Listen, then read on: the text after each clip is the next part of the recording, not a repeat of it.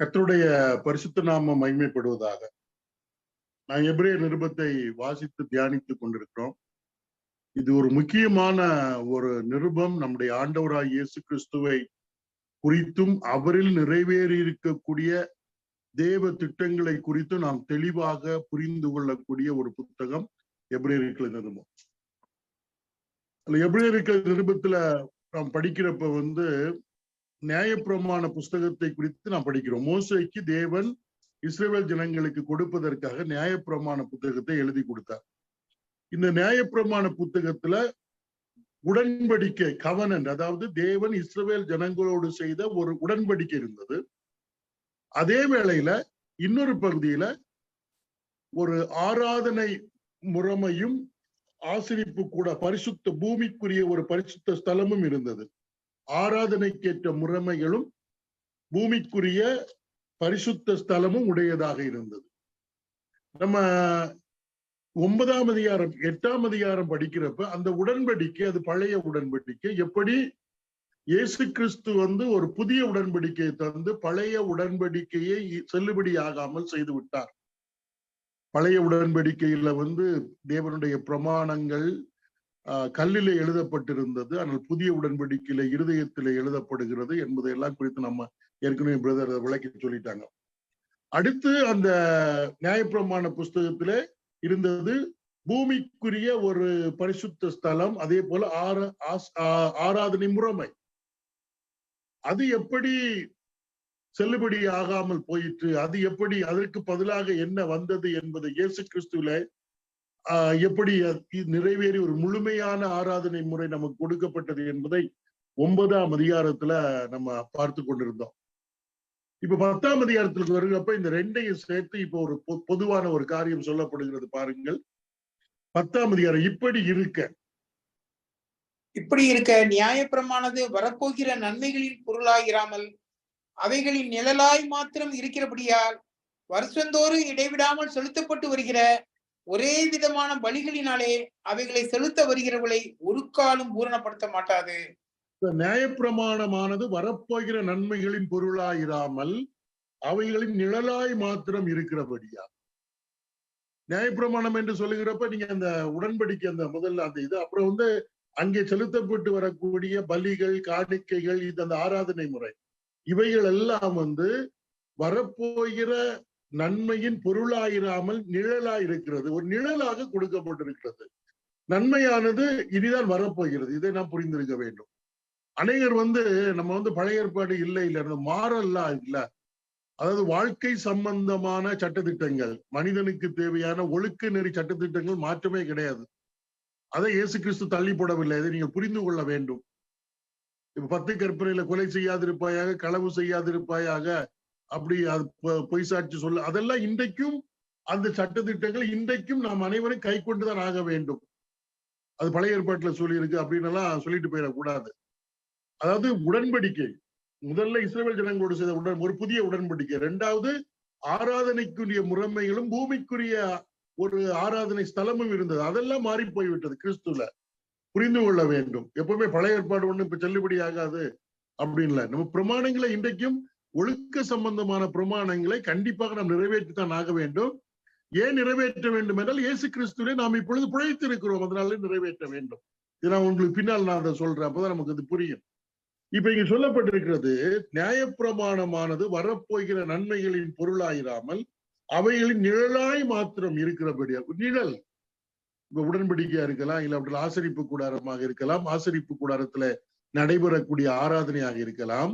அதெல்லாம் முழுமையானது அல்ல, அது வரப்போகிறவைகளின் நிழலாக இருக்கிறது என்பதை நாம் அறிந்து கொள்ள வேண்டும். இதை மனதில் எப்பவும் வைத்திருக்க வேண்டும். நிறைய காரியங்கள் நீங்க புதிய ஏற்பாட்டை படிக்கிறப்ப எவைகள் எல்லாம் நியாயப்பிரமாண புஸ்தகத்துல நிழலாக சொல்லப்பட்டிருக்கிறது என்பதை நாம் கண்கூடாக, அதாவது வாசித்து அறிந்து கொள்ள முடியும். நிழலாக இருக்கிறது. அதுல குறிப்பா என்ன சொல்லப்பட்டிருக்குன்னா, அன்றைக்கு செலுத்தப்பட்டு வந்த பலிகள், அதான் வருஷந்தோறும் இடைவிடாமல் செலுத்தப்பட்டு வருகிற ஒரே விதமான பலிகளினாலே அவைகளை செலுத்த வருகிறவர்களை ஒரு காலம் பூரணப்படுத்த மாட்டாது. நிழலாக இருக்கக்கூடிய பலிகள், நிழலாக இருக்கக்கூடிய காணிக்கைகள், அதை செலுத்துகிறவனுடைய மனசாட்சியை இல்லாவிட்டால் அந்த மனிதனை பூரணப்படுத்துவது இல்லை என்று சொல்லப்பட்டிருக்கிறது. பழைய ஏற்பாட்டில் 5 பலிகள் இருந்தது, பலவிதமான காணிக்கைகள் இருந்தது. இவைகளெல்லாம் மனிதன் திரும்ப திரும்ப செலுத்திக் கொண்டே இருந்தான். உதாரணத்திற்கு பாவ நிவாரண பலி, வருஷந்தோறும் பாவத்திற்கு பலி செலுத்திக் கொண்டே இருந்தார்கள். அப்படி என்று சொன்னால் முதலில் செலுத்தின பலி அவர்களை பூரணப்படுத்தவில்லை, அவர்களுக்கு ஒரு நிச்சயத்தை கொண்டு வரவில்லை. அதனாலே திரும்ப திரும்ப அந்த பலிகளை செலுத்தினார்கள் என்பதை நாம் இங்கு பார்க்கிறோம் இல்லையா? அது வரப்போகிற நன்மையினுடைய நிழலாகத்தான் அது இருக்கிறது என்பதை பாருங்க. வரப்போகிற நன்மை யாரு? கர்த்தராகிய இயேசு கிறிஸ்து என்பதை நாம் அறிந்திருக்க வேண்டும். இப்ப பழைய ஏற்பாட்டப்படுத்தக்கூடிய பலிகள், அந்த பலி செலுத்தக்கூடியவர்கள் ஆராதனை செய்கிறவரை முழுமையாக சுத்தப்படுத்தவில்லை. 2வது வசனம் படிங்க. 2வது வசனம். பூரணப்படுத்துமானால் ஆராதனை செய்கிறவர்கள் ஒரு தரம் சுத்தமாக்கப்பட்ட பின்பு இன்னும் பாவங்கள் உண்டென்று உணர்த்தும் மனசாட்சி அவர்களுக்கு இல்லாதிருப்பதினால் அந்த பலிகளை செலுத்துகிறது நிறுத்தப்படும் அல்லவா? இங்க சொல்ல பலி செலுத்துகிறவர்களை குறித்து எப்படி சொல்லப்பட்டிருக்கிறது? ஆராதனை செய்கிறவர். நமக்கு இங்க ஆராதனைனா ஒரே பாட்டுன்னு நினைக்கிறாங்க. இன்னும் நிறைய என்னென்ன பாட்டு. அந்த இடத்துல பலி செலுத்தக்கூடியவர்கள் இங்க ஆராதனை செய்யக்கூடிய பூரணப்படுத்துமானால் ஆராதனை செய்கிறவர்கள் ஒரு தரம் சுத்தமாக்கப்பட்ட பின் இன்னும் பாவங்கள் உண்டென்று உணர்த்தும் மனசாட்சி அவர்களுக்கு இல்லாதிருப்பதினால் அந்த பலிகளை செலுத்துகிறது நிறுத்தப்படும் அல்லவா? இல்லையா? அவங்க திரும்ப திரும்ப பலி செலுத்திட்டு இருந்தாங்க. அப்படின்னா என்ன அர்த்தம்? அவர்கள் செலுத்தின பலி அவர்களை பூரணப்படுத்தவில்லை, இல்லாவிட்டால் அவர்களை பரிசுத்தப்படுத்தவில்லை என்பதுதான் நிச்சயம். அவர்கள் திரும்ப திரும்ப பலி செலுத்துவது காரணம்.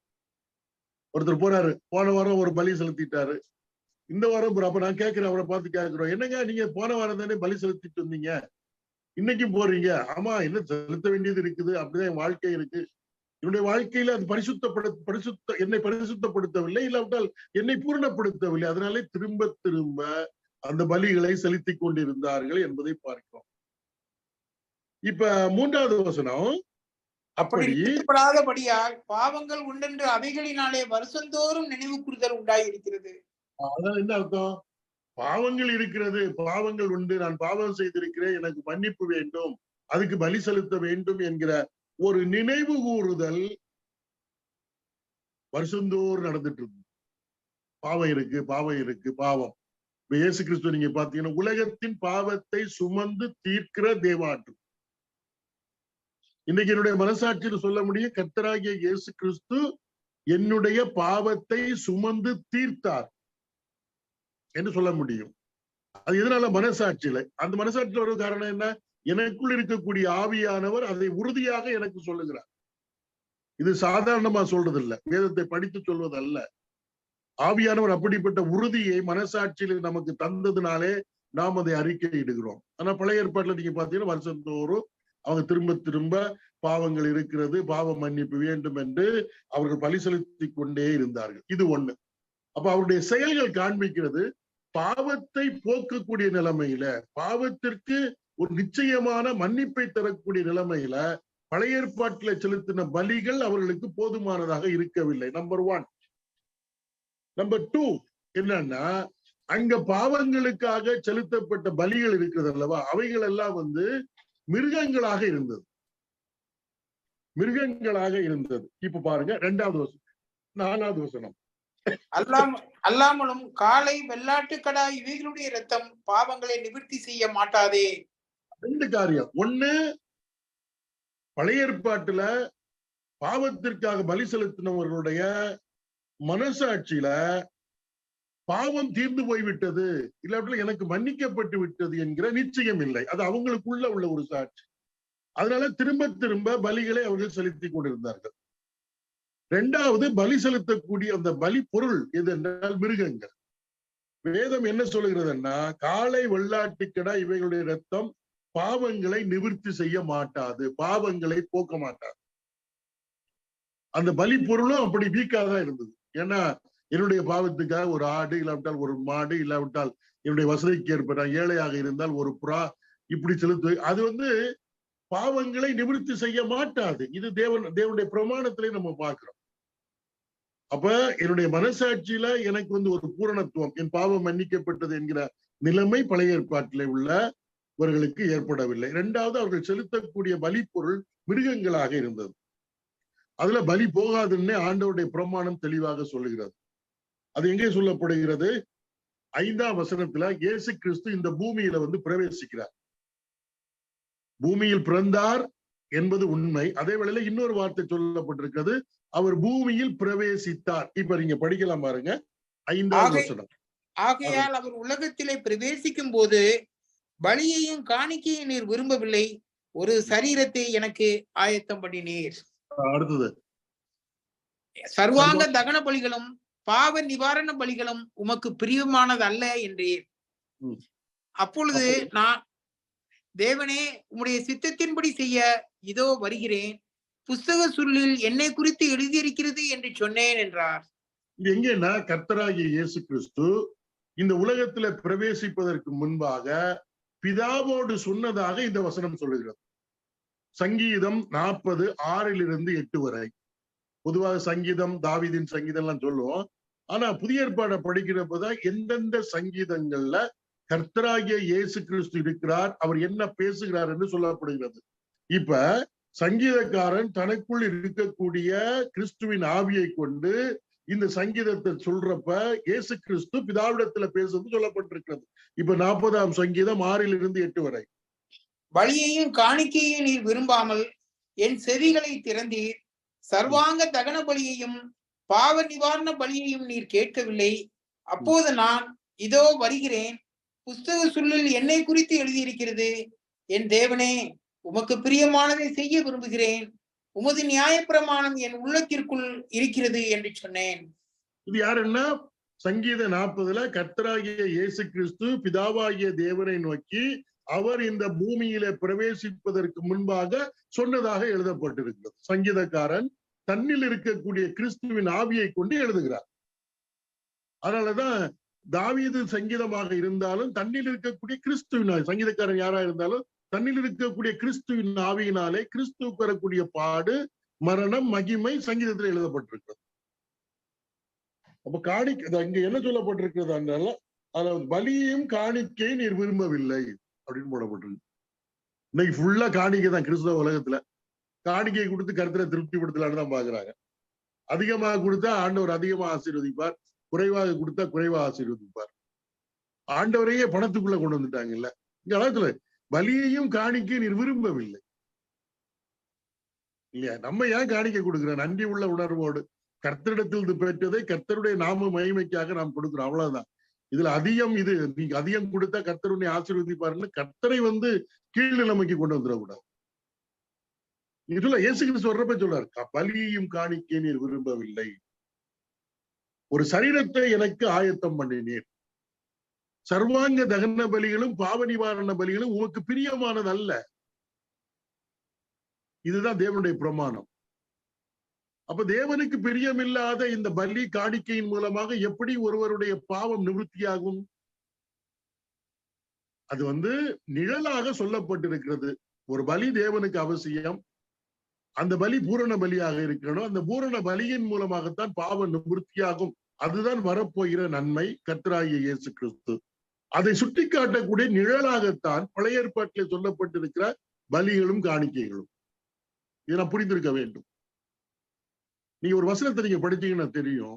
நம்ம எல்லாம் காணிக்கையை பற்றி அதிகமா பேசுறோம். எபேசியருக்கு எழுதின நிருபம் 5ஆம் அதிகாரம் முதல் 2 வசனங்களை படிச்சு பாருங்க.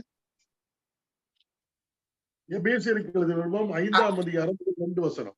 ஆதலால் நீங்கள் பிரியமான பிள்ளைகளைப் போல தேவனை பின்பற்றியவர்களாகி, கிறிஸ்து நமக்காக தம்மை தேவனுக்கு சுகந்த வாசனையான காணிக்கையாகவும் பலியாகவும் ஒப்பு கொடுத்து நம்மில் அன்பு கூர்ந்தது போல நீங்களும் அன்பிலே நடந்து கொள்ளுங்கள். கிறிஸ்து நமக்காக தம்மை தாமே தேவனுக்கு சுகந்த வாசனையான காணிக்கையாகவும் பலியாகவும் ஒப்பு கொடுத்தது போல. அங்க இருக்கிற பலிகள், காணிக்கைகள், அதனுடைய மெய்யான பொருள் யாருன்னா கர்த்தராகிய இயேசு கிறிஸ்து. பவுல் சொல்றார், காணிக்கையும் பலியும் அவர்தான். ஒப்பு கொடுத்தது போல நீங்களும் ஒருவரில் ஒருவர் அன்பில் நடந்து கொள்ளுங்கள் என்று சொல்ல எவ்வளவு அருமையான ஒரு வார்த்தை. இங்க சொல்லப்பட்ட 40ஆம் சங்கீதத்துல பலிகளையும் காணிக்கையும் நீர் விரும்பவில்லை. என் செவியை திறந்தீர் என்று சங்கீதத்திலும், இங்கே எபிரேயர் நிருபத்துல ஒரு சரீரத்தை எனக்கு ஆயத்தம் பண்ணினீர், சர்வாங்க தகன பலிகளும் பாவ நிவாரண பலிகளும் எனக்கு பிரியமானது அல்ல என்றீர். அப்போ இந்த கான்வர்சேஷன் இது பிதாவினுடைய இதா இருக்கிறப்ப குமாரன் சொல்லுகிறார், உலகத்துல பிரவேசிக்கிறோம் நான், அப்பொழுது நான் தேவனே உம்முடைய சித்தத்தின்படி செய்ய இதோ வருகிறேன், புஸ்தக சுருளில் என்னை குறித்து எழுதியிருக்கிறது என்று சொன்னேன் என்றார். இல்லையா? அநேக பலிகள் சொல்லப்பட்டிருந்தாலும், அநேக காணிக்கைகள் சொல்லப்பட்டிருந்தாலும், நியாயப்பிரமாணத்திலே கிறிஸ்துவை குறித்து சொல்லப்பட்டிருக்கிறது. அது அங்கங்க இயேசு கிறிஸ்து உயிர் தெழுந்த பிறகு சீசர்கள் இயேசு கிறிஸ்து உயிர் தெழுந்தது நம்ப மாட்டாங்க. அவர் என்ன சொல்லுவாரு? மோசையின் ஆகமங்களிலும் தீர்க்கதரிசன புஸ்தகத்திலும் சங்கீத புஸ்தகத்திலும் தன்னை குறித்து எழுதியவைகளை அவர்களுக்கு விவரித்து காண்பித்தார். குறிப்பாக கிறிஸ்து பாடுபட வேண்டும் என்பது, உயிர்த்தெழ வேண்டும் என்பதை குறித்து மோசையின் ஆகமத்திலிருந்தும் தீர்க்கதரிசன புஸ்தகத்திலிருந்தும் சங்கீத புஸ்தகத்திலிருந்தும் சீசர்களுக்கு விளக்கி கொடுக்கிறார். இது லூக்கா 24 இருக்கு. அதே நியாயப்பிரமாண புஸ்தகத்துல மிருகங்களை குறித்த பலிகளும் இருக்கு. சர்வாங்க தகன பலி, பாவ நிவாரண பலியும் இருக்கிறது. யாருங்கள என்னை குறித்து எழுதி, புஸ்தக சுருளில் என்னை குறித்து எழுதி இருக்கிறது. இதை 40 சங்கீதத்துல போடுறப்ப எப்படி சொல்லப்பட்டிருக்கிறது? புஸ்தக சுருளில் என்னை குறித்து எழுதி இருக்கிறது என்று சொன்னேன் என்றார். இல்லையா? நியாயப்பிரமாணம் என்னுடைய உள்ளத்தில் இருக்கிறதுன்னு சொல்றார். இப்ப சொல்லிட்டு தான் அவர் இந்த உலகத்துக்குள்ள வர்றாருங்க. நீங்க பிறந்தார் என்று சொல்லுகிறப்போ ஏற்கனவே இருந்தவர் இந்த பூமியில் பிரவேசித்தார், உலகத்தில் பிரவேசித்தார் என்பதுதான் உண்மை. இருக்கிறார். நீங்க சங்கீதம் எல்லாம் படிக்கிறப்ப ரொம்ப ஆச்சரியமாக இருக்குல்ல. 2ஆம் சங்கீதத்துல பிதாவாகிய தேவன் குமாரனை பார்த்து சொல்லுவார், குமாரனை நோக்கி, நீர் என்னுடைய குமாரன், இன்று நான் உம்மை ஜனிப்பித்தேன், இருக்கிற குமாரனை பார்த்து ஜனிப்பித்தேன் என்று சொல்லுவார். ரொம்ப ஆச்சரியமான ஒரு காரியங்கள் சொல்லி 8வது வசனம் படிக்கலாம் பாருங்க. நியாய பிரமாணத்தின்படி செலுத்தப்பட்டு வருகிற பலிகளை குறித்து மேற்சொல்லியபடி பலியையும் காணிக்கையையும் சர்வாங்க தகன பலிகளையும் பாவ நிவாரண பலிகளையும் நீர் விரும்பவில்லை, அவைகள் உமக்கு பிரியமானது அல்ல என்று சொன்ன பின்பு, தேவனே உம்முடைய சித்தத்தின்படி, தேவனே உம்முடைய சித்தத்தின்படி செய்ய இதோ வருகிறேன் என்று சொன்னார். 2வதை நிலைநிறுத்துவதற்கு 1வதை நீக்கி போடுகிறார். 1வதை நீக்கி போட்டு 2வதை நிலைநிறுத்த வருகிறார். இந்த பலி, காணிக்கை, சர்வாங்க தகன பலி, பாவ நிவாரண பலி, என்னென்ன பலி எல்லாம் உண்டோ அது 1வது. அதை நீக்கி போட்டு 2வதை நிலைநிறுத்த, கிறிஸ்து இவைகளில் முழுமையானதை, பூரணமானதை நிலைநிறுத்தும்படிக்கு பிதாவிடத்திலிருந்து இந்த பூலோகத்திலே, உலகத்திலே அவர் பிரவேசிக்கிறார். அதை சொல்லப்படும், இதை புரிந்து கொள்ள வேண்டும். நீக்கி போட்டு நிலைநிறுத்துகிறதா இங்க சொல்ல. 2வதை நிலைநிறுத்துவதற்கு 1வதை நீக்கி போடுகிறார். இன்னைக்கு கிறிஸ்தவத்துல நீங்க பாத்தீங்கன்னா ஒரே பழைய ஏற்பாடும் புதிய ஏற்பாடும் மிக்ஸா தான் இருக்கும். நாங்க கிறிஸ்தவர்கள் என்று சொல்லுவார்கள், ஆனால் நடைமுறை எல்லாம் பாத்தீங்கன்னா ஒரே யூத நியாயப்பிரமாண முறைகளா தான் இருக்கும். ஊழியம் செய்வர்கள் போடக்கூடிய ட்ரெஸ் முதல் அவங்க ஆடைகளை நீங்க பாத்தீங்கன்னா, அவர்களுடைய ஒரு சபை கூடி வருகிற இடத்துல அவருடைய செயல்களை எல்லாம் நீங்க பாத்தீங்கன்னா நியாயப்பிரமாண முறைமையின்படியே இருக்கும் பாக்குறது இல்லையா? ஆனால் ஆண்டவர் எவ்வளவு கிறிஸ்துவுக்குள் எவ்வளவு மேன்மையான, முதன்மையான, லகுவான, எளிமையான ஒரு மார்க்கத்தை நமக்கு ஏற்படுத்தி தந்திருக்கிறார். ஆடு கொண்டு வேண்டாம், மாடு கொண்டு போக வேண்டாம், ஒன்றுமே கொண்டு போக வேண்டிய அவசியம் இல்லை. கர்த்தராகிய இயேசு கிறிஸ்து நாமத்தினாலே நாம் இன்றைக்கு பிதாவினுடைய சமூகத்தை கிட்டி சேர்கிற பாக்கியத்தை பெற்றிருக்கிறோம். அப்ப இந்த கான்வர்சேஷன் ரொம்ப முக்கியம். அவர் வந்தார் என்பதுதான் பார்க்கிறோம். அதனால இந்த பழைய ஏற்பாட்டில் உள்ள பலிகள் அவைகள் எல்லாம் நிழல். பொருள் யாருன்னா கர்த்தராகிய இயேசு கிறிஸ்து. உதாரணத்திற்கு பண்டிகையில பஸ்கா பண்டிகை நம்ம பார்க்கிறோம். பஸ்கா பண்டிகையில பழுதற்ற ஒரு ஆடு அடிக்கப்பட்டு அதனுடைய ரத்தம் நிலைக்கால்களில் பூச வேண்டும். நீங்க 1 கொரிந்தியர் 5ஆம் அதிகாரம் படிச்சீங்கன்னா நம்முடைய பஸ்காவாகிய கிறிஸ்து நமக்காக பலியாகி இருக்கிறார். சர்வாங்க தகன பலி தேவனுக்கு பிரியமான ஒரு பலி. இயேசு கிறிஸ்து தம்மையே சுகந்த வாசனையான பலியாக தேவனுக்கு அவர் ஒப்பு கொடுத்திருக்கிறார். பாவ நிவாரண பலி கர்த்தராகிய இயேசு கிறிஸ்து முற்று முடிய நம்மை ரட்சிக்க வல்ல பலியாக இருக்கக்கூடிய ஒரு ஆண்டவராகிய இயேசு கிறிஸ்து. அதான் நன்மையானது ஆண்டவராய் அதை இயேசு கிறிஸ்துவனுடைய பலியை சுட்டி காட்டுவதற்கு நிழலாக கொடுக்கப்பட்ட அந்த சடங்குகள் தான் பழைய ஏற்பாடு. இது நாம் அங்கு செலுத்தப்படுகிற காணிக்கைகளும் பலிகளும் என்பதை நாம் அறிந்திருக்க வேண்டும். ஏற்கனவே நம்ம ஒரு வசனத்தை படிச்சோம் பாருங்க. கொலோசியருக்கு எழுதின நிருபம் 2ஆம் அதிகாரத்தை வாசித்து பாருங்க. கொலோசியர் 2ஆம் அதிகாரம் 16, 17. ஆகையால் போஜனத்தையும் பானத்தையும் குறித்தாவது, பண்டிகை நாளையும் மாத பிறப்பையும் ஓய்வு நாட்களையும் குறித்தாவது ஒருவனும் உங்களை குற்றப்படுத்தாது இருப்பானாக. அவைகள் வரும் காரியங்களுக்கு நிழலாய் இருக்கிறது. அவைகளின் பொருள் கிறிஸ்துவை பற்றினது. பொருள் கிறிஸ்துவை பற்றினது. இல்ல, கிறிஸ்துவ எவ்வளவு அழகா தெளிவா சொல்லப்பட்டிருக்கு. இன்னைக்கு அந்த காரியங்களை வைத்துக் கொண்டுதான் இன்னைக்கு கிறிஸ்தவ உலகத்துல நிறைய செய்திகள் நடைபெறுகிறது. செய்திகள் கொடுக்கிறார்கள். கிறிஸ்துவை பற்றினது இல்லையா? அப்படி வருங்காரியங்களுக்கு நிழலா இருக்கிறது. பொருள் கிறிஸ்துவை பற்றினது என்பதை நம்ம இங்க பாக்குறோம். அதுதான் நம்ம இங்க பாக்குறோம். 10ஆம் அதிகாரத்துல அதை சொல்லுகிறார். இப்ப இந்த 10ஆம் அதிகாரத்துல 8வது வசனத்துல பலியையும் காணிக்கையும் நீர் விரும்பவில்லை, ஒரு சரீரத்தை எனக்கு ஆயத்தம் பண்ணினீர். எதற்கு அந்த சரீரம்? இந்த சரீரம் ஒரு விசேஷித்த சரீரம். எதற்கு ஆயத்தம் பண்ணப்பட்டது? இப்ப நீங்க படிச்சீங்கன்னா 10வது வசனம், இயேசு கிறிஸ்துவினுடைய சரீரம் ஒரே தரம் பலியிடப்பட்டதினாலே பலியிடப்படும்படியாக அந்த சரீரம் ஆயத்தம் பண்ணப்பட்டது இல்லையா? மரியாளுடைய வயிற்றுல பரிசுத்த ஆவியினாலே உருவானவர் தான். நீங்க புரிந்து கொள்ள வேண்டும். புருஷ வித்து அவருக்கு கிடையாது. சரீரம் எதற்கென்றால் பலியிடுவதற்கு. இயேசு கிறிஸ்துவனுடைய சரீரம் ஒரே தரம் பலியிடப்பட்டதுனால விசேஷமான சரீரங்க. அவர் சிலுவையில் அறையப்பட்டார், அடக்கம் பண்ணப்பட்டார், 3ஆம் நாள் உயிர் தெழுந்தார். அவருடைய சரீரத்தை காணலையே. அவருடைய சரீரம் அழிவை காணவில்லை. அழிவை காணாத சரீரம் என்பது ரொம்ப உம்முடைய பரிசுத்தர் அழிவை காண ஒட்டி அப்படின்னு 16ஆம் சங்கீதத்தில் சொல்லப்பட்டிருக்கு. அவருடைய சரீரம் அழிவை காணவில்லை. ரொம்ப ஆச்சரியம் இல்ல? விடிய காலத்துல போய் தேடி பாக்குறாங்க. மகதலேனாள் மரியாள் எல்லாம் போய் பாக்குறப்ப அவரை காணவில்லை. யாரும் எடுத்துட்டு போயிட்டாங்க. இல்ல, சரீரத்தை கர்த்தராய் பிதாவாகிய தேவன் ஆயத்தம் பண்ணினார். இதற்கென்றால் நம்முடைய பாவத்தை போக்கும் பலியாக அந்த சரீரத்திலே குமாரனாகிய கிறிஸ்து மரணத்தை ஏற்றுக்கொள்ள வேண்டும். அந்த சரீரம் அழிவை காணவில்லை என்பது ரொம்ப ஆச்சரியமான ஒரு காரியம் இல்லையா? உயிர் தெழுந்த பிறகு இந்த போர்ச்சேவர்கள் காவலாளிகள் பிரதான ஆசிரியர் எல்லாம் சொல்லுவாங்க. இப்படி அவர் உயிர் தெழுந்தான்னு சொன்னோன்னு அவங்க சொல்லுவாங்க, நாங்கள் நித்திரை பண்ணி கொண்டிருக்கின்ற வேளை, நீங்கள் நித்திரை பண்ணி கொண்டிருக்கிற வேளையில ஸ்டீசர்கள் அந்த சரீரத்தை தூக்கிட்டு போயிட்டாங்க. தூக்கி எங்கூட்ட வச்சாங்க. அவங்களுக்கு தான் காவலாளிகள் எல்லாம் இருந்தாங்களே.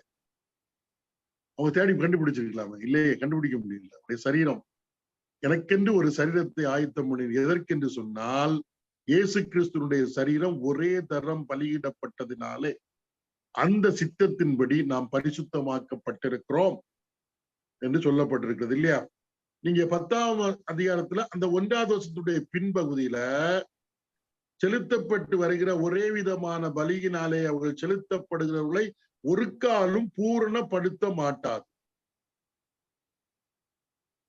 ஆனால் நீங்க பரிசுத்தமாக்க அந்த பலி ஒரே பலியினாலே பரிசுத்தமாக்கப்பட்டிருக்கிறோம். அது ஒரு பெரிய நிச்சயம். ஆவியானவர் நமக்கு தந்திருக்கக்கூடிய ஒரு உறுதியை தான். ஆண்டவராய் இயேசு கிறிஸ்து என்னுடைய பாவத்தை தன்னுடைய சரீரத்தில் ஏற்றுக்கொண்டு கல்வாரி சிலுவையில பலியான அந்த ஒரே பலியினாலே நான் பரிசுத்தமாக்கப்பட்டிருக்கிறேன். அதுல சந்தேகமே கிடையாது. அது முடிஞ்சு போச்சா? பரிசுத்தமாக்கப்பட்டிருக்கோம்.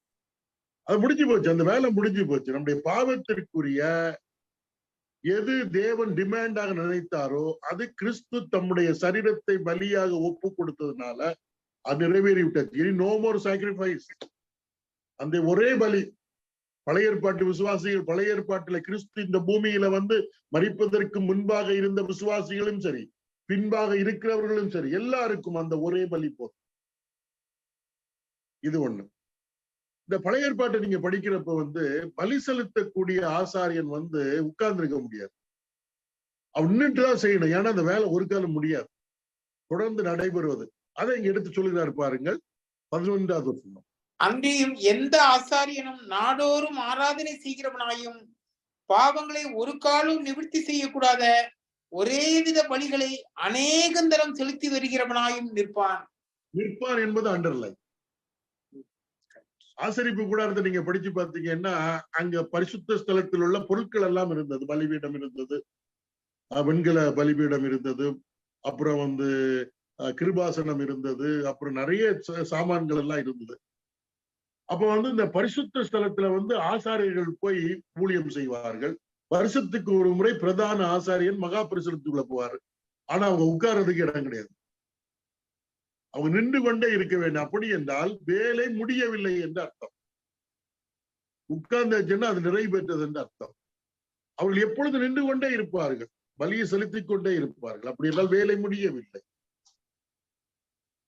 ஆனா நமக்காக தம்மையே ஒப்பு கொடுத்தவர், பலியானவர் என்ன சொல்லப்பட்டு பாருங்க, இவரோ பாவங்களுக்காக ஒரே பலியை செலுத்தி என்றென்றைக்கும் தேவனுடைய வலது பாட்சத்தில் உட்கார்ந்து. அது முடிஞ்சல, அவங்க நின்றாங்க, உட்கார்ந்து வேலை முடிஞ்சுன்னு அர்த்தம். இனி திரும்ப அவர் பாவ நிவாரண பலியாக தன்னை ஒப்பு கொடுக்க வேண்டிய அவசியம் இல்லை. இல்லாவிட்டால் வேறொரு பலி பொருளை செலுத்த வேண்டிய அவசியமும் கிடையாது.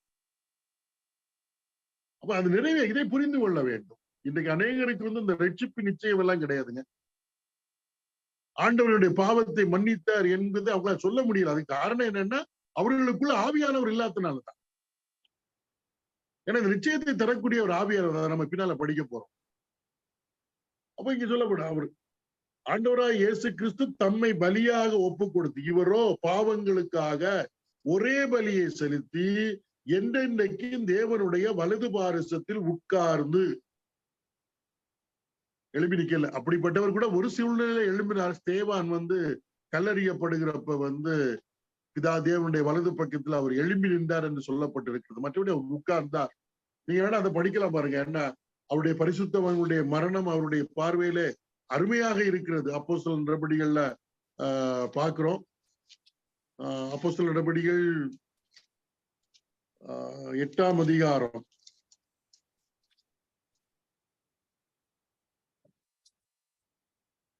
7ஆம் அதிகாரத்துல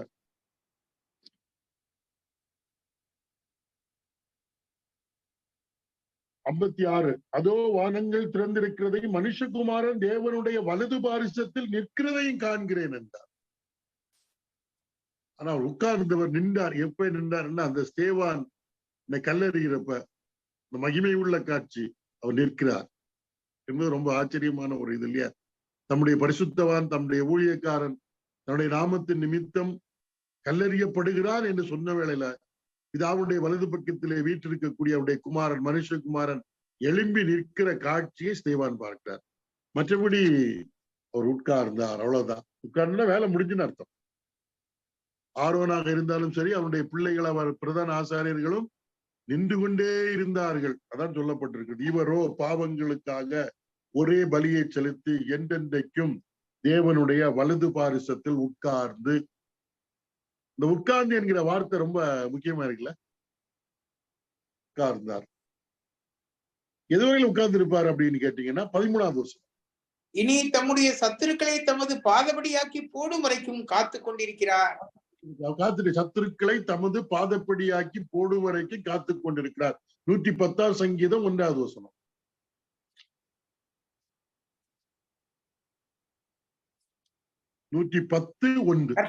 கர்த்தர் என் ஆண்டவரை நோக்கி, நான் உம்முடைய சத்துருக்களை உமக்கு பாதபடியாக்கி போடும் வரைக்கும் நீர் என்னுடைய வலது பார்சத்தில் உட்காரும் என்றார். அப்படிதான் வீட்டிலிருந்து கிறிஸ்துவானவர் பிதாவிடத்துல போகிறப்ப பிதாவாகிய தேவன் ஆண்டவராக இயேசு கிறிஸ்துவ பார்த்து சொல்றாரு, உம்முடைய சத்துருக்களை பாதப்படி ஆக்கி போடும் வரைக்கும் என் வலது பாரிசத்துல உட்காரும். இல்லையா?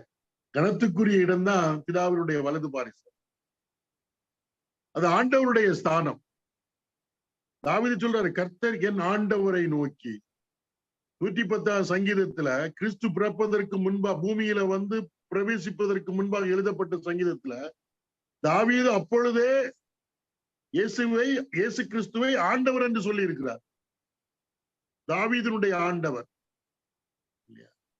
வலது பாரிசத்தில் உட்காரும். வலது பாரிசத்தில் சத்துருக்களை எப்படி பாதப்படி ஆக்கி போட போறாரு தெரியுமா? அதை 110ஆம் சங்கீதத்துல ஒரு 7வது வசனம் படிங்க. வழியிலே அவர் இல்ல 6வது வசனம். அவர் ஜாதிகளுக்குள் நியாயம் தீர்ப்பார். எல்லா இடங்களையும் பிரேதங்களால் நிரப்புவார். விஸ்தாரமான 5வது வசனம். உம்முடைய வலது பாரிசத்தில் இருக்கிற ஆண்டவர் தமது கோபத்தின் நாளிலே ராஜாக்களை வெட்டுவார். எல்லாரும் அவருடைய பாதத்துக்கு கீழே வந்தாவார். வலது பாரிசத்தில் வீற்றிருக்கக்கூடிய ஆண்டவர் தமது கோபத்தின் நாளிலே ராஜாக்களை வெட்டுவார். விஸ்தாரமான தேசத்தில் உள்ள தலைவர்களை எல்லாம் நொறுக்கி போடுவார். அதை நீங்க வெளிப்படுத்துற விசேஷம் 6ஆம் அதிகாரத்துல இருந்து 19ஆம் அதிகாரம் வரை படிக்கலாம். எப்படி அவர் விஸ்தாரமான தேசங்களை ஆளக்கூடிய ராஜாக்களை வெட்டப் போகிறார், நொறுக்க போகிறார் என்பதெல்லாம் இனிதான் விளங்க போகுது. எல்லாரையும் தன்னுடைய பாதப்படிக்கு பிதாவாகிய தேவன் குமாரனுடைய பாதப்படிக்கு உட்படுத்தும். அதுவரையிலும் நீர் உட்கார அப்படின்ட்டார். அவ வேலை முடிஞ்சதுங்க. இயேசு கிறிஸ்து சிலுவையில நின்று சொல்றாரு, எல்லாம் முடிந்தது என்று சொல்லி ஜீவனை விட்டார். பிதாவே உன் கையில் என் ஆவியை ஒப்படைக்கிறேன் அப்படின்ட்டார். அப்ப இனி பாவத்திற்கு பலி செலுத்த வேண்டிய அவசியம் இல்லை. பூரணமான பலி செலுத்தப்பட்டாயிட்டு. அது வேற யாரும் இல்ல, கர்த்தராகிய இயேசு கிறிஸ்து. யாரெல்லாம் ஆண்டவராகிய இயேசு கிறிஸ்துவை விசுவாசித்து தேவனிடத்துல வருகிறார்களோ அவர்களுடைய பாவங்கள் மன்னிக்கப்படுகிறது. அவ்வளவுதான், முடிஞ்சு போச்சு. இனி காணிக்கை பலி இதெல்லாம் செலுத்தி பாவ மன்னிப்பை தேட வேண்டிய அவசியம் கிடையாது. அந்த பாவத்துக்கு இந்த பரிகாரம் பண்ணு, அந்த பாவத்துக்கு இந்த காணிக்கை கொடு அப்படின்னு சொல்றது இல்லை, இல்லையா? ரோமாபுரியில சென்ட் பீட்டர்ஸ் பசிலிகான்னு ஒண்ணு இருக்குதுங்க. அங்கதான் ரோமன் கத்தோலிக்க திருச்சபையினுடைய தலைவர் அங்க இருப்பாரு. அந்த பீட்டர்ஸ் பசிலிகாவை கட்டுறதுக்கு என்ன பண்ணாங்கன்னா பாவ மன்னிப்பு சீட்டுன்னு ஒண்ணு விட்டாங்க. நீங்க பாவம் செய்தீங்கன்னா பணம் கொடுத்தீங்கன்னா போதும், உங்க பாவம் மன்னிக்கப்படும். அப்படி கட்டப்பட்டதுதான் அந்த பீட்டர்ஸ் பசிலிகா, ரோமாபுரி வேட்டிகான்ல இருக்கக்கூடிய இது, இல்லையா? ஆனா வேதம் சொல்லுகிறது ஒரே பலியினாலே நம்முடைய பாவத்தை அவர் நீக்கி போட்டார், நம்மை பரிசுத்தப்படுத்தி விட்டார், நம்மை பூரணப்படுத்தி விட்டார். நம்முடைய பாவம் மன்னிக்கப்பட்டிருக்கிறது. அதாங்க இயேசு கிறிஸ்துல கிடைத்திருக்கக்கூடிய பெரிய நிச்சயம். ஆண்டவராக இயேசு கிறிஸ்துவ விசுவாசித்தேன், எனக்கு இதெல்லாமோ கிடைச்சுன்னு சொல்றவங்க ஒரு என்னுடைய பாவம் மன்னிக்கப்பட்டிருக்கிறது. அதை நான் உறுதியாக சொல்ல முடியும். அது எத்தனை பேர் சொல்ல முடியும்? இல்ல, அதான் இங்க சொல்லப்பட்டிருக்கு, உட்கார்ந்தார். 14வது வசனம் படிக்கலாம். ஏனெனில் பரிசுத்தமாக்கப்படுகிறவர்களை ஒரே பலியினாலே இவர் என்றென்றைக்கும் பூரணப்படுத்தி இருக்கிறார். பலிதான், முடிஞ்சு போச்சு. ஒரே பலியினாலே அவர் என்றென்றைக்கும் பூரணப்படுத்தி இருக்கிறார். ஒரே பலியா இயேசு கிறிஸ்துவனுடைய பலியினுடைய அந்த மதிப்பு பாருங்க, அதனுடைய வீரியம். ஒரே பலியினாலே என்றென்றைக்கும் பூரணப்படுத்தி இருக்கிறார். இந்த அப்படி பூரணப்படுத்துதல் இல்லாவிட்டால் பூரணப்பட்டவர்களுக்கு என்ன நிச்சயம் உண்டாகிறன்னா பாவ மன்னிப்பு நிச்சயம் உண்டாகிறது. அதை யார் தர்றாருன்னா ஆவியானவர் தர்றாரு. நிறைய கிறிஸ்தவர்கிட்ட கேட்பேன், அவங்க நிறைய காரியம் ஆண்டவர் அதை செய்தார், உங்க பாவம் மன்னிக்கப்பட்டதுன்னு நிச்சயம் இருக்கான்னு கேட்டா அமைதியா உட்கார்ந்து இருப்பாங்க. ஜெபம் பண்ற வேளையில கூட அவங்களால சொல்ல முடியல, என் பாவம் மன்னிக்கப்பட்டது, என் பாவத்தை சுமந்து தீர்க்கிறேன்னு சொல்ல முடியலையே. ஏன்னா இந்த நிச்சயத்தை ஆவியானவர் கொடுக்கிறார். நம்ம விசுவாசிக்கிறோம், ஆவியானவர் நமக்குள்ளே வருகிறார், நமக்கு தரக்கூடிய ஒரு பெரிய நிச்சயம். அதைத்தான் 15வது வசனத்துல தெளிவா சொல்ல, இதை குறித்து பரிசுத்த ஆவியானவரும் நமக்கு சாட்சி சொல்லுகிறார். பாத்தீங்களா? பரிசுத்த ஆவியானவர் நமக்கு சாட்சி சொல்லுகிறார். எதை குறித்து?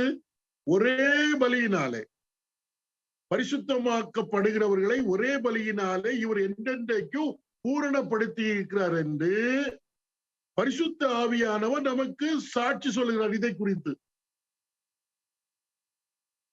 இதான் ரொம்ப முக்கியமானது. சாட்சி, அந்த சாட்சி நிறைய பேர் கேட்கல, அதனால சொல்ல முடியல. எப்படி என்னன்னு சொல்லிட்டு இப்ப ஏற்கனவே 8ஆம் அதிகாரத்துல படித்த அந்த பகுதி இங்கு திரும்ப வருகிறது. அங்க இஸ்ரவேல் ஜனங்களோடு செய்த உடன்படிக்கைன்னு வருகிறது. இன்றைக்கு கர்த்தராகிய இயேசு கிறிஸ்து பலியான பிறகு அவரை விசுவாசித்து ஏற்றுக்கொண்டவர்களோடு அவர் செய்த உடன்படிக்கை என்ன தெரியுமா? இதுதான் 16வது வசனம். எப்படி எனில் அந்த நாட்களுக்கு பின்பு நான் அவர்களுடைய பண்ணும் உடன்படிக்கையாவது. ஒரு நிமிஷம். எந்த நாட்களுக்கு பின்பென்றால், அந்த நாட்களுக்கு பின்பென்றால் இயேசு கிறிஸ்து தம்மை ஒரே பலியாக தம்மை ஒப்பு கொடுத்தனர். அந்த நாட்களுக்கு பின்பு வாசிக்கலாம். நான் அவர்களோட பண்ணும் உடன்படிக்கையாவது, நான் என்னுடைய பிரமாணங்களை அவருடைய இருதயங்களில் வைத்து அவைகளை அவருடைய மனதிலே எழுதுவேன் என்று கர்த்தர் சொல்லுகிறார் என்பதை உரைத்த பின்பு அவர்களுடைய பாவங்களையும் அவர்களுடைய அக்கிரமங்களையும் நான் இனி நினைப்பதில்லை என்பதை சொல்லுகிறார். நினைப்பதில்லை என்று சொல்லுகிறார். இது யாரு சொல்றாரு? ஆவியானவர் நமக்கு சாட்சி சொல்லுகிறார். அப்ப ஆவியானவர் நமக்குள்ள இருக்கிறவர் கொடுக்கிற சாட்சிய நம்ம என்ன பண்றோம்? எக்ஸ்பிரஸ் பண்றோம். என்னுடைய பாவங்கள் மன்னிக்கப்பட்டது, என்னுடைய அக்கிரமங்கள் என்னை விட்டு நீக்கப்பட்டது, அதை தேவன் நினைப்பது கிடையாது கிறிஸ்துவிலே என்று நாம் உறுதியா சொல்றோம்னா, நமக்குள்ள இருக்கக்கூடிய ஆவியானவர் நம்முடைய ஆவியோட சாட்சி கொடுக்கிறார், நமக்குள்ளே சாட்சி கொடுக்கிறார். அது சாட்சியுடைய வெளிப்பாடு. இன்னைக்கு ஆவியின் நிறைவென்று சொல்லுகிறார்கள், ஆனால் ஆண்டவர் என்னுடைய பாவத்தை மன்னித்தார் என்ற நிச்சயத்தோட அவங்க ஜெபம் பண்ண கூட முடியலையே. ஆவியானவர் சாட்சி கொடுக்கிறார். இதை குறித்து பரிசுத்த ஆவியானவரும் நமக்கு சாட்சி சொல்லுகிறார். எப்படி எனில், அந்த நாட்களுக்கு பின்புண்டா கிறிஸ்து பலியான பின்பு நான் அவர்களோட பண்ணும் உடன்படிக்கையாவது, நான் என்னுடைய பிரமாணங்களை அவருடைய இருதயங்களில் வைத்து அவைகளை அவர்களுடைய மனதில் எழுதுவேன் என்று கர்த்தர் சொல்லுகிறார் என்பதை உரைத்த பின்பு அவர்களுடைய பாவங்களையும் அவருடைய அக்கிரமங்களையும் நான் இனி நினைப்பதில்லை என்பதை சொல்லுகிறார். இது ஒரு பெரிய நிச்சயங்க. ஆண்டவர் பொய் சொல்ல மாட்டார். பொய் உரையாத தேவன். நினைப்பதில்லை இல்லையா? அப்ப நம்ம எவ்வளவு ஆண்டவரின் பாவங்களையும் அக்கிரமங்களை நினைப்பதில்லை. அப்ப இனி பாவம் செய்யலாம் இல்ல. இனி இப்படி என்னுடைய பாவத்தை மன்னித்தவர், நினைக்க மாட்டேன் என்று சொன்னவருக்கு பிரியமாக வாழ்வதுதான் வாழ்க்கை. ஒரு பெரிய ரிலீஃப் இல்லையா? இதை ஒருவர் புத்தகம் சொல்லப்பட்டிருப்பாருங்க, நான் என்னுடைய பிரமாணங்களை அவருடைய இருதயங்களில் வைத்து அவைகளை அவருடைய மனதில் எழுதுவேன் அப்படின்னு சொல்றேன். இது ஒரு பெரிய பாக்கியம் இல்ல? இருதயத்திலே மனதில். பழைய ஏற்பாட்டுல பழைய உடன்படிக்கையின் அடிப்படையிலே கல்லிலே எழுதப்பட்டது, டேப்லெட், ஸ்டோன் டேப்லெட், அதில் எழுதப்பட்டு கொடுக்கப்பட்டது கற்பலகை. இருதயத்திலே எழுதப்படுகிறது அன்றைய பிரமாணம் இல்லையா? அவருடைய பிரமாணங்களை அவருடைய இருதயங்களில் வைத்து எழுதினேன் என்று சொல்லப்பட்டிருக்கு. ஒரு வசனம் படிக்கிற நம்ம உற்சாகப்படுத்துறதுக்கு வேண்டி ஏசாயா தீர்க்கதரிசன புஸ்தகம் 51 அதிகாரம் 7 வசனம் படிச்சு பாருங்க. ஏசாயா 51:7. அதுல ஒரு அழைப்பு இருக்குது பாருங்க. நீதியை அறிந்தவர்களே, என் வேதத்தை இருதயத்தில் பதித்திருக்கிற ஜனங்களே எனக்கு செவி கொடுங்கள். நீதியை அறிந்தவர்களே, என் வேதத்தை இருதயத்தில் பதித்து வைத்திருக்கிற ஜனங்களே அப்படின்னு சொல்றாரு பாருங்க. இருதயத்தில் பதித்து வைக்கிறவர்கள். ஆவியானவர் நம்முடைய இருதயத்துல தாங்க அவருடைய பிரமாணத்தெல்லாம் எழுதிட்டு நம்முடைய இருதயத்துல இல்ல. என்ன அருமையான இது இல்லையா? அது முக்கியம். அதனால ஒரு நிச்சயம், அவர்களுடைய பாவங்களையும் அவருடைய அக்கிரமங்களையும் இனி நினைப்பதில்லை என்பதை சொல்லுகிறார். அதனால இவைகள் மன்னிக்கப்பட்டது உண்டானால் இனி பாவத்தின் நிமித்தம் பலி செலுத்தப்படுவதில்லையே. அப்ப என்ன? பலி செலுத்தோடு உள்ள காணிக்கைகள் இதெல்லாம் அவுட்டு. அதை கொண்டு வா, இதை கொண்டு வான்னு எல்லாரையும் போட்டு கஷ்டப்படுத்துற பாத்தீங்கன்னா ரொம்ப இது. முன்னாலாக சாட்சி சொல்லுவாங்க, நான் கர்த்தரை அறியாதிருந்த காலத்துல அங்க போய் அந்த இடத்துக்கு போய் இந்த புனித இடத்துக்கு போய் அங்க போய் இங்க கொடுத்து நான் இது போயிட்டேன். இப்ப இங்க வந்துட்டா இங்க அதோட பெருசா இருக்கு. ஆண்டவர் காணிக்கை கொடுத்தால் உன்னை பெருசா ஆசீர்வதிப்பார். இதெல்லாம் கேட்பதுக்கு ரொம்ப மனசுக்கு சங்கடமான ஒரு காரியம். ரொம்ப பலி செலுத்தணும், ரொம்ப இது. இனி பலி செலுத்த வேண்டிய அவசியம் இல்லை. எதற்கு? நம்முடைய பாவ நிவர்த்திக்கு, பாவத்தை போக்குவதற்கு, பாவ பரிகாரத்திற்கு கர்த்தராகிய இயேசு கிறிஸ்து. இதை உறுதியா நம்புறது. எத்தனை கிறிஸ்தவர்கள் என்று சொல்லப்படுகிற நம்புறார்கள் தெரியாது. சரி, இப்ப நம்முடைய பாவம் மன்னிக்கப்பட்டு விட்டது. கர்த்தர் நம்முடைய பாவத்தை நினைப்பதில்லை, அக்கிரமங்களை எண்ணுவதில்லை அப்படின்னா அதனால நமக்கு கிடைத்த பெனிஃபிட் என்ன? நம்ம தேவ சமூகத்தில் தேவனிடத்தில் கிட்டி சேர்வதற்கு தடையாக இருந்தது நம்முடைய பாவமும் நம்முடைய அக்கிரமமும் தான். இப்ப அது நீக்கப்பட்டு விட்டது. கிறிஸ்துவிலே நீக்கப்பட்டு நம்முடைய பாவம் மன்னிக்கப்பட்டு விட்டது, அக்கிரமம் மன்னிக்கப்பட்டு விட்டது, இதெல்லாம் நினைக்கிறப்ப அப்ப அதனால நம்ம எப்படி செயல்படணும்? இனி தேவ சமூகத்துல போய் தடையறிந்து போயிட்டா இனி நம்ம தைரியமாக தேவனுடைய சமூகத்துல போகலாம். அதான் ரொம்ப முக்கியம். நீ வேணா ஒரு வசனத்தை படிக்கலாம், நம்ம தெரிந்த ஒரு வசனம் தான். ஏசாயா 59:1-2. ஏசாயா 59:1-2. இதோ ரட்சிக்க கூடாதபடிக்கு கர்த்தருடைய கை குறுகி போகவும் இல்லை, கேட்க கூடாதபடிக்கு அப்படியே செவி மந்தமாகவும் இல்லை. உங்கள் அக்கிரமங்களே உங்களுக்கும் உங்கள் தேவனுக்கு நடுவாக பிரிவினை உண்டாக்குகிறது. உங்கள் பாவங்களே அவர் உங்களுக்கு செவி கூடாதபடிக்கு அவருடைய முகத்தை உங்களுக்கு மறைக்கிறது. பாவம் நமக்கும் தேவனுக்கும் இடையே பிரிவினை, நம்முடைய ஜெபங்கள் கேட்கப்படாததற்கு தடை. இப்ப கிறிஸ்துவில அவைகள் நீக்கப்பட்டு விட்டது. அப்ப அவரிடத்துல சேர முடியும். இப்ப அதுதான் நமக்கு கிடைச்ச ஒரு பெரிய பாக்கியம். பாவம் மன்னிக்கப்பட்டதுனாலே, அக்கிரமத்தை கர்த்தர் நினையாமல் இருப்பதனால நமக்கு கிடைத்த ஒரு பெரிய பாக்கியம். நாம் எந்த நேரத்திலும் கிருபாசனத்தின், அதாவது மகா பரிசுத்தத்துல தேவன் வாசம் பண்ணக்கூடிய இடத்துல தேவனுடைய சமூகத்துல நாம் செல்ல முடியும். இல்லையா? நம்ம வேற ஏஜென்ட் எல்லாம் தேடிட்டு இருக்க மாட்டோம். இவருக்கு இந்த சகோதரர் ரொம்ப விசேஷித்தவர், அவரு தேவனிடத்துல போறதுக்கு ரொம்ப இதனால அவர்கிட்ட நம்முடைய காரியங்களை சொல்லி அவர் நம் சார்பாக ஜெபித்து நமக்கு பதில் செய்வார் என்று நம்ம நம்ப மாட்டோம். ஏன்னா நமக்கு தான் இப்ப புரிஞ்சு விட்டுதே, நமக்கும் தேவனுக்கும் இடையே இருந்த பாவம் நீக்கப்பட்டது, பாவ மன்னிப்பை நாம் பெற்று விட்டோம், நம்முடைய அக்கிரமத்தை கர்த்தர் நீப்பதில்லை. அதனால இப்ப எபிரேய ஆக்கியோன் 19வது வசனத்துல எழுதுறாரு பாருங்க. ஆகையால் சகோதரரே, நாம் பரிசுத்த ஸ்தலத்தில் பிரவேசிப்பதற்கு இயேசுவானவர் தமது மாம்சமாகிய திரையின் வழியாய் புதியதும் ஜீவனுமான மார்க்கத்தை நமக்கு உண்டு பண்ணினபடியால் அந்த மார்க்கத்தின் வழியாய் முதல்ல இப்ப ஆதலால் சகோதரரேன்னு சொல்றாருல. இப்ப நான் பரிசுத்த ஸ்தலத்தில் அப்படின்னா மகா பரிசுத்த ஸ்தலத்தில் பிரவேசிப்பதற்கு, ஆசரிப்பு கூடாரத்துல மகா பரிசுத்த ஸ்தலத்துக்கு போகிற இடம் அடைபட்டு இருந்தது. வருஷத்துக்கு ஒரு முறை தான் போக முடியும். இப்ப மகா பரிசுத்தலத்தில் நாம் சகோதரர் பிரவேசிப்பதற்கு, அதாவது பிரதான ஆசாரியர் நான் சகோதரர் எல்லாரையும் கூப்பிட்டு சொல்றாரு. அப்ப எனக்கு எதுக்கு ஏஜென்ட் வேணும்? ஏன் சார்பா ஆண்டவர்கிட்ட போய் பேசுறதுக்கு? சகோதரர், நாம் பரிசுத்த ஸ்தலத்தில் பிரவேசிப்பதற்கு இயேசுவானவர் தமது மாம்சமாகிய திரையின் வழியாய் புதிதும் ஜீவனுமான மார்க்கத்தை நமக்கு உண்டு பண்ணினபடியால், ஆண்டவராய் இயேசு கிறிஸ்து சிலுவையில தொங்குறார்ல, அவர் உரத்த சத்தமாய் கூப்பிட்டு தன் ஜீவனை விட்டார். பிதாவே, உன் கையில் என் ஆவியை ஒப்படைக்கிறேன் என்று சொன்ன மாத்திரத்தில் எருசலேம் தேவாலயத்துல இருந்த திரைச்சீலை மேலிருந்து கீழாக கிழிந்தது. ரெண்டா. ரொம்ப ஆச்சரியமான ஒரு காரியம். கிழிஞ்சாச்சு, எல்லாரும் போலாம். போறதுக்கு தடையா இருந்தது நம்முடைய பாவம், நம்முடைய அக்கிரமம். அது இயேசு கிறிஸ்து தம்மை பலியாக ஒப்பு கொடுத்தனால, அவர் என்னுடைய பாவத்திற்காக மரித்து அடக்கம் பண்ணப்பட்டு உயிர்த்தெழுந்திருக்கிறார் என்று சொல்லி அவர் மீது விசுவாசம் வைக்கிற யாராக இருந்தாலும் யாரும் தடுத்து நிறுத்த முடியாது. அவர் வழியை திறந்து விட்டார். 24 மணி நேரமும் பரிசுத்த ஸ்தலத்தில் பிரவேசிக்கும்படியாக இயேசுவானவர் தமது மாம்சமாகிய திரையின் வழியாய் புதிதும் ஜீவனுமான மார்க்கத்தை நமக்கு உண்டு பண்ணினபடியா, எனக்கு உண்டு பண்ணி இருக்கிறார். அதனால போல அந்த வழியா யாரும் தடை பண்ண முடியாது. மனிதர்கள் உண்டு பண்ணின மார்க்கம் அல்ல தேவனிடத்திலே செல்வதற்கு.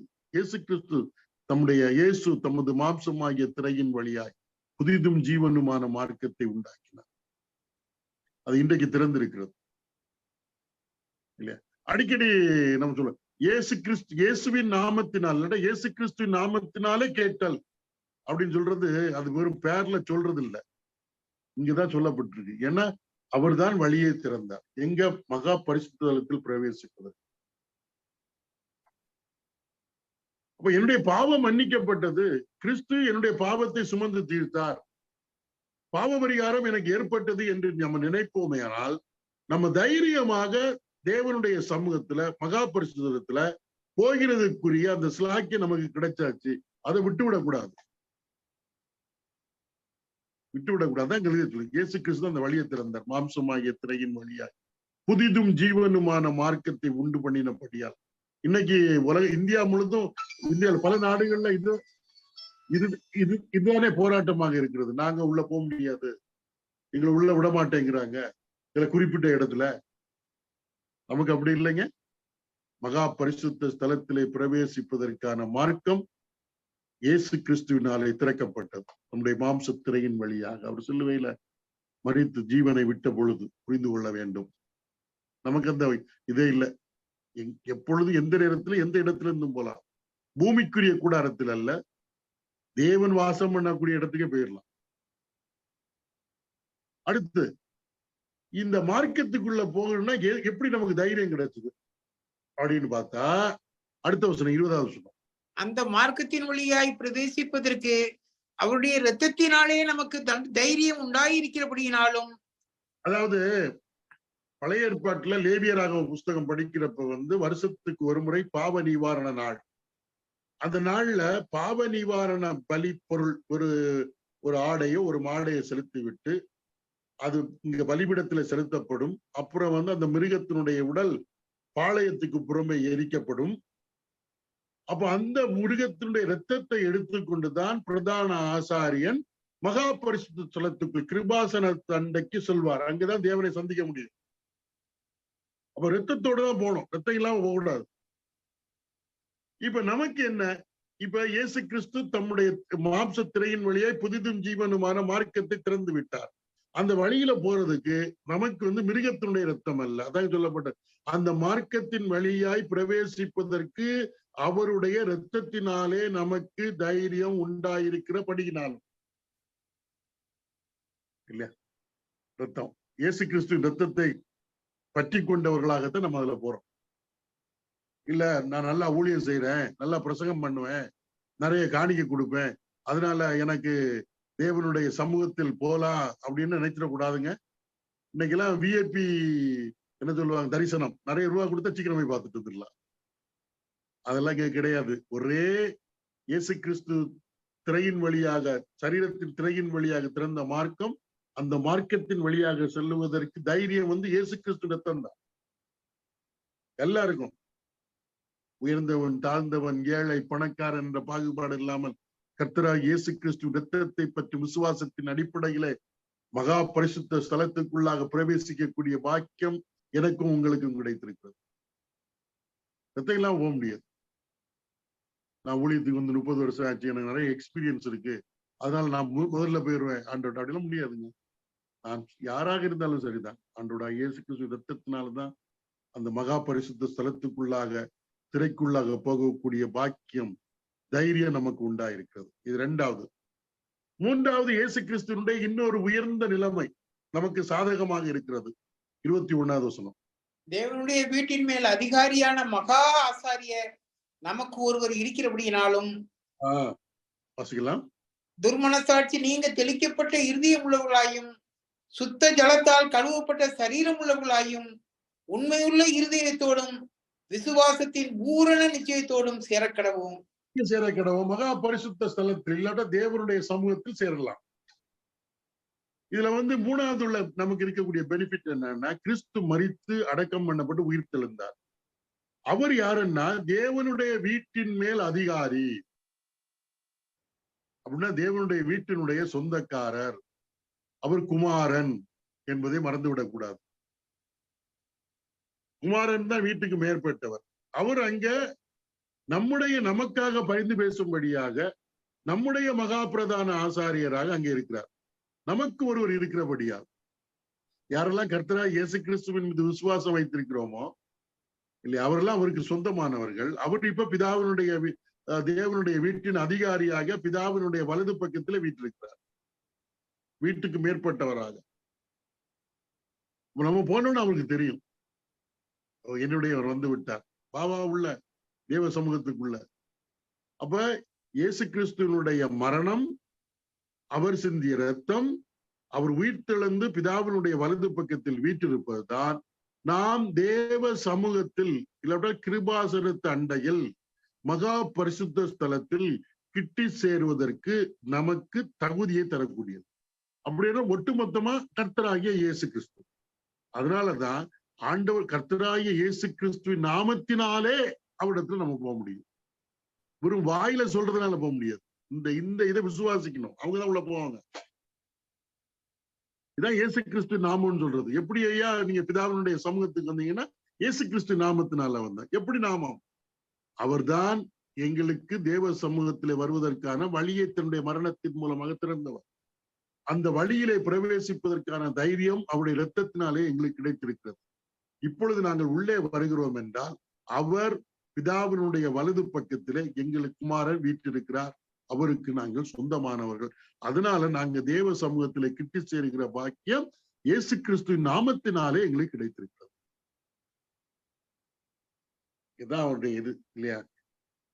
விண்ணப்பம் செய்வதாக இருந்தாலும் சரிதான், கர்த்தரை ஆராதிப்பதாக இருந்தாலும் சரிதான், எதுவாக இருந்தாலும் இந்த ஸ்லாக்கியம் நமக்கு கிடைத்திருக்கு இல்லையா?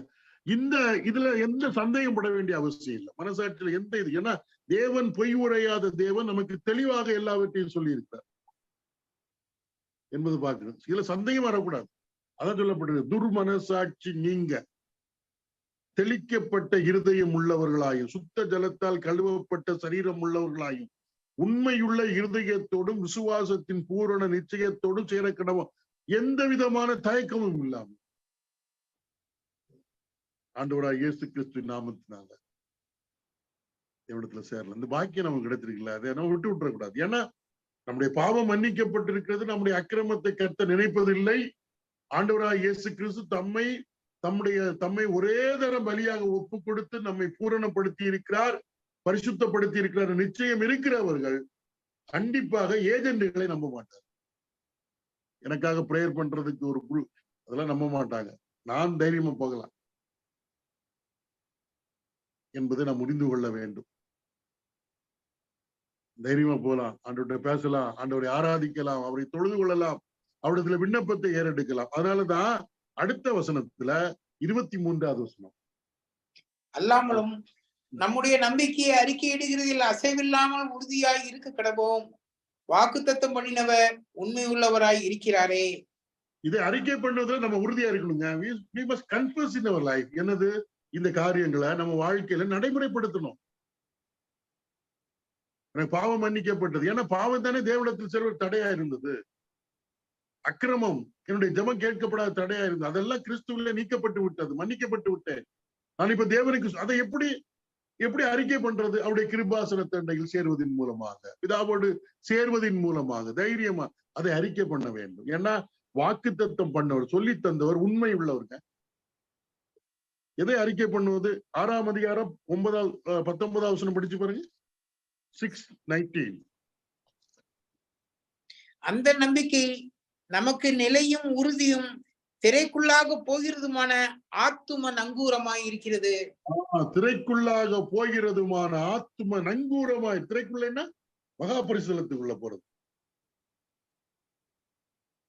நமக்கு முன்னோடினவராகிய இயேசு மெல்கிசேதேக்கின் முறையின்படி நித்திய பிரதான ஆசாரியராய் நமக்காக அந்த திரைக்குள் என்ன இருக்கிறார்? பிரவேசித்திருக்கிறார். அதனால நம்ம தைரியமா போலாங்க. வழி சிலுவையிலே கிறிஸ்துவின் மரணத்தின் மூலமாக திறக்கப்பட்டது, அவருடைய இரத்தத்தினால தைரியம் உண்டாயிருக்கிறது. இன்றைக்கு நமக்கு முன்னோடினவராக அவர் பிதாவினுடைய வலது பக்கத்திலே வீற்றிருக்கிறார். ஆகவே இயேசு கிறிஸ்துவை நம்பி பற்றி கொண்டவர்கள் பிதாவினிடத்திலே கிட்டி சேருகிற பாக்கியம் எப்பொழுதும் இருக்கிறது.